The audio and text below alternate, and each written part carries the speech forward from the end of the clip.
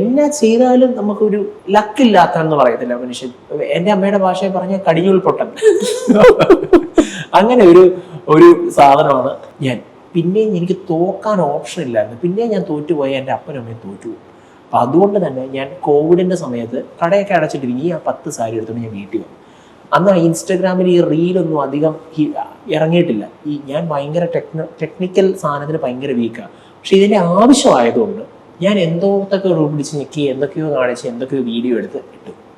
അങ്ങനെ സോഷ്യൽ മീഡിയയിൽ പോസ്റ്റ് ചെയ്തു. ഇത് പോസ്റ്റ് എങ്ങനെയാണ് ചെയ്യേണ്ടതെന്ന് പോലും എനിക്ക് അന്ന് അറിയത്തില്ല. പക്ഷെ എങ്ങനെയോ ഞാനത് പോസ്റ്റ് ചെയ്ത് കഴിഞ്ഞപ്പോൾ ഇതിന് ആദ്യത്തെ കോവിഡ് വെഡിങ്ങിൻ്റെ ഒരു വിളി ഒരു പെൺകൊച്ചെന്നെ വിളിച്ചിട്ട് ചോദിച്ചു, ചേട്ടാ ഈ സാരി എനിക്കൊന്ന് കാണണമെന്നുള്ള. പുള്ളിക്കാരി എന്തോ സ്പെഷ്യൽ പെർമിഷനൊക്കെ എടുത്ത് വീട്ടിലേക്ക് വന്നു. ആ സാരി കണ്ട് അത് ഉടുത്ത് നോക്കി, നല്ല ഹിറ്റായി, ഇഷ്ടപ്പെട്ടു വാങ്ങിച്ചു. അത് ഉടുത്തു. 2 ദിവസത്തിനകം ഒരു സാരി 10 സാരി ഒരൊറ്റ സാരി അത് പോയി.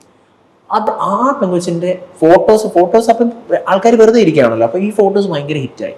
അപ്പം ആ കൊച്ചിന്റെ ഫ്രണ്ട് ഒരാള് വിളിച്ചിട്ട് പറഞ്ഞു, അതും കോവിഡ് വെഡിങ് ആണ് ചേട്ടാ സാരി. അങ്ങനെ സാരികൾ കോവിഡിന്റെ സമയം എനിക്ക് ഭയങ്കര എൻ്റെ ടേണിംഗ് പോയിന്റ് ആവുന്നത് കോവിഡിന്റെ സമയം. അങ്ങനെയാണ് നമ്മളെ ലോഫ്റ്റില് സാരിയിലേക്ക് ഫോക്കസ് ചെയ്തത്. ഇന്നിപ്പോൾ നമുക്ക് സാരിയും പിന്നെ കസ്റ്റമൈസേഷൻ സാധനങ്ങളും മാത്രമാണ് കൂടുതലായിട്ടും.